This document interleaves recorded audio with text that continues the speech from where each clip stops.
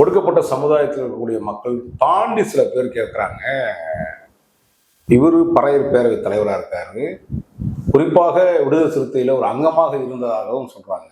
என்னதான் பிரச்சனை திருமாவளவனுக்கும் அண்ணன் ஏர்போர்ட் மூர்த்திக்கும் என்ன இஷ்யூ சார்? இப்போ இந்த சமூகத்தை சமகாலத்தில் பூவி மூர்த்தியார் போல நேசித்தவங்க யாரும் கிடையாது. உண்மை. கனவுல கூட இந்த சமூகத்துக்கு துரோகம் பண்ணணும். சும்மா இன்னைக்கு வெறும் முழக்கமா இருக்குல்ல, அடக்குமுறை அத்துமீறி திருப்பி அடின்னு, உண்மையிலே அடிச்சவர் அவர் தான். எவனோ ஒருத்தன் பாதிக்கப்பட்டு வந்தான்னா ஏன் ஒன்றும் செய்யாம வந்துட்டாங்கன்ற மாதிரி நேரடியாக நம்ம அவர் கூட பழகி இருக்கோம். அப்போ எதை வேணாலும் பார்த்துக்கலான்ற மனநிலை. ஏன்னா அப்படிதான் இருக்குது இந்த சமூகம். அப்படி இப்பயே எப்படி இருக்குன்னா அப்போ எப்படி இருந்திருக்கும் பாருங்க அப்படின்னு சொன்னவர். அவரால் தன் வாழ்நாள்ல ஒரு எம்எல்ஏ ஆக முடியல. கண்டிப்பா முடியல. அவருடைய உழைப்பு எல்லாமே அப்படியே கடந்து இப்படி வந்தது. இன்றைக்கு ஒரு 4 எம்எல்ஏ 2 எம்பி பெறுகிற வாய்ப்பு உங்களுக்கு இருக்கு சார். இந்த வாய்ப்பு இருந்து நீ போய் சட்டமன்றத்தில், நான் சட்டமன்றத்துக்கு வெளியே ரோட்ல இருந்து கத்தலாம் இல்லையே. நீங்க அப்படி நீங்க சொன்னீங்கன்னா, அவர் ஏற்கனவே பழைய கூட்டங்கள்ல சொல்லிக்கிறாரு தோழர் திருமாவளவன் நான் நக்கி பிழைப்பணும் இல்ல.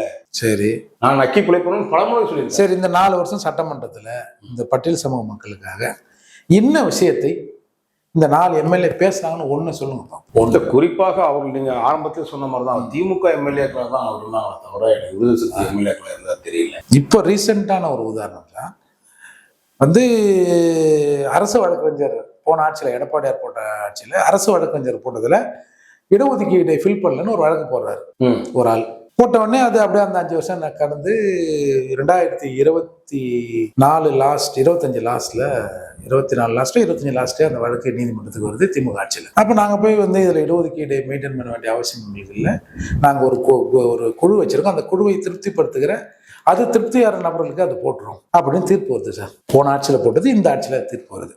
சரி, இப்போ இதற்காக வழக்கு போட்டார்ல, அவர் என்ன சார் பண்ணணும்? அவர் கேட்ட விஷயங்கள் நியாயமானது தானே. ஆமா, அதான் அரசாங்கம் எதிர்த்து கேஸ் தோத்து போச்சு. ஆமா, தோத்து போச்சுன்னு சொல்ல முடியும். அவங்க ஒத்துருந்தாங்கன்னா முடிஞ்சு போச்சு. அரசாங்கம் ஒத்துக்கிட்டாங்க, ஒத்துக்கல, தோத்து போச்சு. என்ன பண்ண? அப்பீல் போகணும். அப்பீல் போகணும். அப்படி இல்லைன்னா எனக்கு இன்றைக்கு ஆளுகிட்ட சிஎம் எனக்கு தெரியும், நான் டக்குன்னு போன் பண்ணி அவரை குண்டாசில் போடுங்க, இவரை குண்டாசில் போடுங்கன்னா போட்டுருவாங்க. அந்த அளவுக்கு செல்வாக்கு இருக்குது. இப்போ எங்க சொல்லணும்ல, இந்த மாதிரி நாங்கள் போட்டேங்க, இந்த பாருங்க உங்கள் அரசு வழக்கு இந்த மாதிரி சொல்லிட்டாரு, நீங்கள் பெருந்தன்மையாக அதை பண்ணுங்க அப்படின்னு சொல்லணும். அப்படி இல்லையா, இவங்ககிட்ட போய் சொன்னால் ஏதாவது சொல்லுவானுங்க.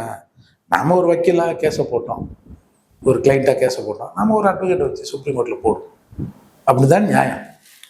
நீ போடலைன்னா உன்னோட பார்வை, சமூக நீதி பார்வை ஆட்சி மாறுதா இல்லையா? அதிமுக ஆட்சியில் சமூக நீதி வேணும், இடஒதுக்கீடு வேணும்னு கேட்டேன். நீங்க உங்க எஜமானர் ஆட்சியில் வந்த தீர்ப்பை ஏற்றுன்னு போறீங்கன்னா நீங்க திருமாவளவன் உண்மையிலே இந்த சமூகத்துக்கானவரா? எனக்கு நீங்க சொன்ன ஒன்று எனக்கு ஒரு உண்மையான ஞாபகம் வருது. நான் ஒரு பொதுநல வழக்கு ஒன்று தொடுத்தேன். அதாவது ஆணவ கொலைகளுக்கு ஒரு தனி சட்டம் இயற்ற வேண்டும் அப்படின்னு சொல்லியிருந்தேன். அதற்கு தமிழக அன்றைக்கு இருந்த எதிர்கட்சி தலைவராக இருந்தார் எடப்பாடி சிஎம்ஆர் இருக்கும்போது எதிர்கட்சி தலைவராக இருந்தார்.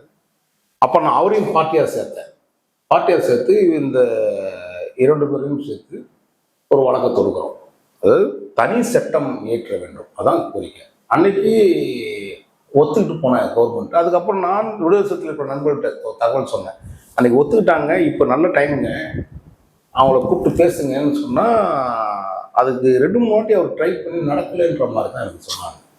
நீங்கள் ஒரு தனியார் தீர்மானம் கொண்டு வர வேண்டியது சார். இல்லை, இன்னைக்கு திமுக அமலப்பட்டிருக்கோம்ல, இந்த தீர்மானத்தை இவர்கள் ஏற்றுக்கொள்ள தயாராக இல்லைன்னா அப்ப திமுக அமலப்பட்டிருக்கும்ல. நிச்சயமா. அப்ப திமுகவுக்கு டேமேஜ் ஆகக்கூடாதுன்னு தான் பாக்குறீங்க. இப்போ வரையும் அதை தான் செஞ்சுட்டு இருக்காங்க. இப்ப என்ன சொல்றாங்க, தனிச்சட்டம் ஏத்தணும். ஏன் 5 வருஷம் நீங்க அங்க கூட இருந்தீங்களே, ஏங்க அது ஒன்று போட்டு விடுங்களேங்க. இதை விட இன்னொன்னு சொல்றோம். அப்ப இந்த மக்கள் மேல அவர் எந்த விதமான கவனம் செலுத்துறது வெளிப்படையாயிடுச்சு. ஒண்ணுமே இல்லைங்க. இன்னொன்னு சொல்றோம் பாருங்க, இந்த இடஒதுக்கீட்டில் பதவி உயர்வு இடஒதுக்கீடு அப்படின்னு ஒண்ணு இப்ப தடைப்பட்டு நிக்குதுங்க. அதுக்கு எஸ்சி அரசு ஊழியர்லாம் சேர்ந்து வள்ளுவர் கோட்டத்தில் ஒரு ஆர்ப்பாட்டம் பண்ணாங்க. வாலண்டியர் ஒரு போறாரு, போயிட்டு இந்த கோரிக்கை ஆர்ப்பாட்டத்தை நான் நன்றி அறிவிப்பு கூட்டமாக மாற்றுவேன். நான் வரும் சட்டமன்ற கூட்டத்தொடரில் தமிழக முதல்வருடன் பேசி இதுக்கு நான் ஒரு சட்டத்தை போட்டு இந்த குறையை நீக்கி இன்றைக்கு பேசிக்கொண்டிருக்கிற எல்லாரும் அவரை வாழ்த்துவதற்கு வழி செய்வேன் அப்படின்னு சொல்லிட்டு வந்தாருங்க. முதல்வர்கிட்ட போய் ஏதோ இந்த ரெவியூ கூட்டம் நடக்கும்ல, அதுல சொல்றாரு முதல்வர் நான் செஞ்சேன்றாரு. அது சொல்லுகிற போது ஒரு கூட்டம் நடந்தது, சட்டப்பேரவை கூட்டம் நடந்தது. அதுக்கப்புறம் இன்னொரு கூட்டம் பெண்டிங் இருந்தது. 2 கூட்டம் நடந்து முடிஞ்சு ஆட்சி முடிஞ்சிச்சுங்க. திரும்பவும் போராடினாங்க. இப்போ எங்க திரும்பவும் அந்த கோரிக்கையை வச்சு போராடுற நிலையில தான் இருக்கிறோம். அப்ப அந்த சட்டம் நிறைவேற்றப்படல, அதை யாரும் கண்டுக்கவே இல்லை. அவனா அந்த அரசு ஊழியராவது 4 கத்து கத்தியோ போடுங்க கீடுங்கன்னு எதையோ சொல்லி கிள்ளி ஒரு போராட்டத்துக்கு பின்னாடி அடுத்த கட்டத்துக்கு அதை நகர்த்தி இருப்பார்கள். ஒண்ணும் பிரச்சனை, நான் பாத்துறேன், எல்லாத்தையும் அண்ணன் பாத்துக்கிறேன் அப்படின்னு சுத்தமா முடிச்சுட்டாருங்க. அப்ப எப்படி இது நாம இதையெல்லாம் கேட்காம இருக்கும்? நீ ரோட்ல கத்துறதுக்கு நீங்க சாதாரண இல்லை, நீங்க ஒரு 4 எம்எல்ஏ வச்சிருக்கீங்க. கொஞ்ச நாச்சும் மாதிரி.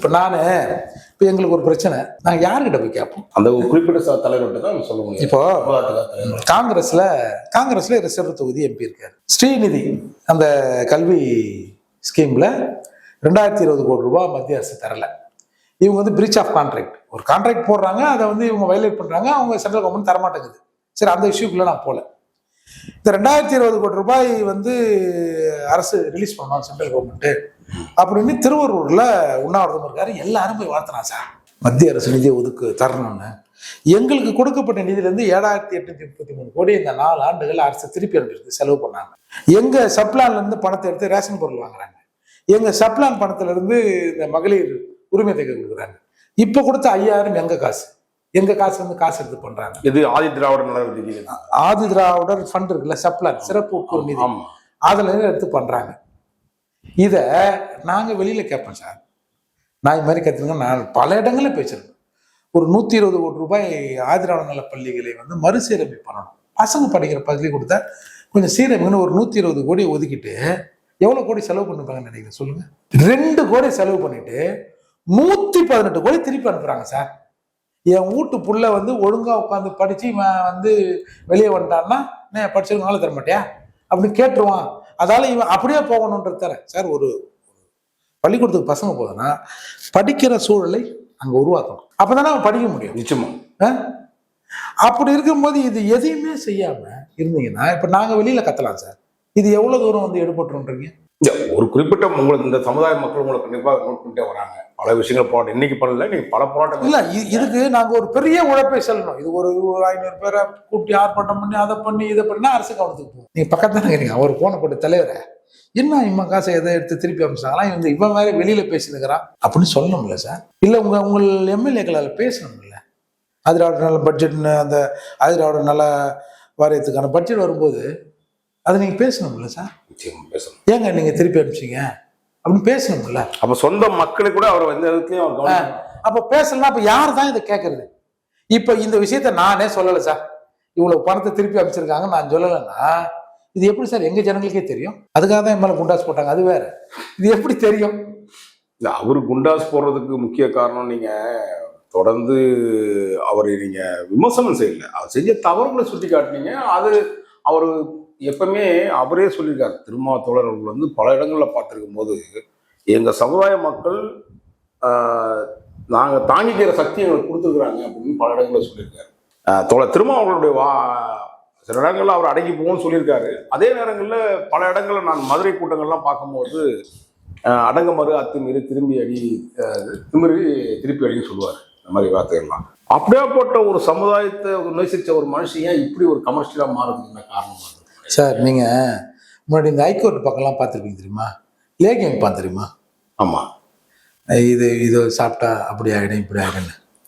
அப்போ ஒரு கிறுக்கிறுக்குன்னு உன்னை சுத்தம் பார்த்துருக்கீங்களா? ஆமா. சத்தம் பயங்கரமா இருக்கும். அந்த மருந்து வைக்கிறதுக்கு அதுக்கு சம்மந்தம் இருக்காது. அந்த சத்தத்துல ஜனங்கள்லாம் வருவாங்க. என்னடா சத்தம்னு பார்த்தவொடனே டக்குன்னு கடையை வச்சு இதை பாருங்க, இது இப்படி இது இப்படி, இதை சாப்பிட்டா இது இப்படி ஆகிடும் இப்படி ஆகிடும் வியாபாரம் பண்றது தானே. அதுக்காக சொல்லப்பட்டது தான் இது. நீங்க எத்தனை இடத்துல திருப்பி அடிச்சோட காப்பாத்துறீங்க சொல்லுங்க? இல்ல அவரே அடி வாங்கியிருக்காங்க. அந்த கட்சியை நிறைய இடத்துல கொடியேற்ற முடியாத அளவுக்குலாம் நிறைய விஷயங்கள் நம்ம அவரே வருத்தப்பட்டிருக்காரு. ஆமா, இப்படிதான் இருக்குது. என்ன பண்றது? இதுக்காக தான் சேர்ந்து நம்ம போராடணும். ஒரே வார்த்தை சொன்னா அதுக்காக தான் போராடுறாரும்பா, அம்மா நீங்க அதுக்குள்ளே அவசரப்படுறீங்கன்னு கன்வின்ஸ் ஆயிடுறாங்க. இது ஊர் ஏமாத்துற வழி இல்லை. அதால தான் இவர் விட்டு எல்லாம் ஊரே போயிடுச்சு. இல்லைன்னா ஏன் போறான்? ஆமா, கிட்டத்தட்ட இன்னைக்கு ஒடுக்கப்பட்ட மக்களுடைய வாக்குகள் எல்லாமே நீங்க சொன்ன மாதிரி தாவேக்காக்கு போனதுக்கு இதான் ஒரு காரணம். இது அவரே சொன்ன ஸ்டேட்மெண்ட் தான், நாம ஒன்றும் புதுசாக கண்டுபிடிச்சு சொல்ல. இது அந்த பெண் நிறுவனம் மாப்பிள்ளை சொன்னது தான், அது இவர் சொன்னது தான், மாப்பிள்ளையும் ஆய்வு பண்ணி சொன்னது தானே இது. அப்போ திரும்பவும் இந்த இழந்த செல்வாக்கை வாங்கணும்னா திரும்பவும் இவர் இழந்த செல்வாக்கை மீட்டுட்டு போறலாம் எனக்கு தோணல. இப்போ இப்போ நீங்கள் இந்த நம்ம முன்னாடி பேசுகிறோம்ல இந்த ஜோசியர் விவகாரம், இதில் பிரேமலதா நான் எப்பயுமே இந்த வாயால் நான் அந்த அம்மா நல்லம்மா நல்லா அரசியல் பேசுகிறேன் நான் சொன்னதே கிடையாது. முதல்ல இன்னைக்கு பிரேமலதாவை வாழ்த்துக்கிறேன்னா இந்த ஜோசியர் விவகாரத்தில் திரும்ப அவனை என்ன தடவை சொன்னேன், அவரு தொழில் அவரு கட்சிக்கார தானே. என்னப்பா நேற்று வரைக்கும் வந்து முந்தானத்து வரைக்கும் கருணாநிதி என்ன அவர் எது செஞ்சாலும் சரின்னு, நேற்று வந்து ஸ்டாலின் என்ன உதயநிதி என்ன, இன்னைக்கு கபீர்னு விஜய்ங்கிற இன்னைக்கு ஒரு வீடியோ ஒன்று அனுப்புறேன் பாருங்க. ஷோ எப்பா என்னவோ தெரியல, மீம்ஸ் கிரியேட்டர்களுக்கு எங்க அண்ணன் தான் தீனி போடுவார்னு நினைக்கிறேன். இந்த விஜய் கையை கொடுக்க போறாருங்க, சும்மா ஒரு 10 செகண்டுங்க அது பாலிமெட்டிவ்ல போட்டாங்க பொழுது கையை வாழ்ந்தா பிடிச்சி இவர் கையை கொடுத்துக்கிறாரு. என்ன அது இது உனக்கு தெரியாதா, நீ திருமாவளவன் நான் முதல்வர் அவருக்கு தெரியாதா? சரி இதை பார்த்துட்டு தான் கொடுக்கட்டுமே. இது எப்படின்னா டிஆர் பாலுவுக்கு அந்த பக்கம் இருந்த ராஜபக்சே டிஆர் பாலுவை தள்ளி விட்டு என்னிடம் வந்து கையை நீட்டினார் அப்படின்னு ஒன்று சொன்னாரு. பிரபாகரனை எதிர்த்து சண்டை போட்டவர் டிஆர் பாலு தள்ளிட்டு அண்ணங்கிட்டே வந்தாராம, நீங்கள் பிரபாகரன் இருந்தால் நீங்களும் மேல போயிருப்பீங்கன்னு சொன்னாரு. எல்லாரும் கொல்லனை சிரித்தார்கள், சபை நாகரதை நானும் சிரிச்சிட்டேன் அப்படின்னு சொன்னாரு. என்ன அது ராஜபக்சே சொல்லிட்டான் பொழுது, நீ எதுனா நீ காலையா இருப்பன்னு அப்படின்னு எல்லாம் பேசியிருந்தான் சார். 4 நாள் கழிச்சு ஒரு வீடியோ வந்தது, அவங்க அங்க நின்னுங்கிறாங்க, இவர் இங்க ஏகே படிச்சனை தூக்கி இப்படி நிக்கிறாரு, கையை 2 நிமிஷம் கழிச்சு இப்படியே கையை வச்சுக்கிட்டே வந்துட்டு இவரா போய் எட்டி கையை கொடுக்குறாரு. அந்த மாதிரி சீட்டு கொடுத்தா போன சீட்ல உட்கார்றது, அந்த மாதிரி சேஷெல்லாம் பண்ணிட்டு இன்னைக்கு வந்து விஜய் கிட்ட இவர் எப்படி, எனக்கு என்னன்னா உங்களோட நீங்க கேட்டா என்னோட பாடி லாங்குவேஜ் அது நான் வளர்ந்த விதம் சார். நீங்க வளர்ந்த விதம்னா இன்னைக்கு உங்களை கிண்டல் பண்றானுல்ல, உங்களை கிண்டல் பண்ணது என்ன கிண்டல் பண்ற மாதிரி, என் சமூகத்தை கிண்டல் பண்ற மாதிரி. பாரா இவங்க அப்படின்னா அது எனக்கு தானே குத்தம். கொஞ்சம் ஒரு டிக்னிஃபையா நடந்துக்கணும்ல. அதால இவர் வந்து மீண்டும் எழுந்த செல்வாக்கை திருப்பி தூக்கி நிறுத்துவார்ன்றதெல்லாம் அவ்வளவுதான், அது முடிஞ்சு போச்சு. கடையை க்ளோஸ் பண்றோம், அது ஒரு நம்பிக்கை இருக்குண்ணே. ரொம்ப தொடர்ந்து பேசுவோம், நம்ம 2 பேரும் இன்னும் நிறைய விஷயங்களை பேச வேண்டியிருக்கு. நன்றிண்ணே, நன்றி.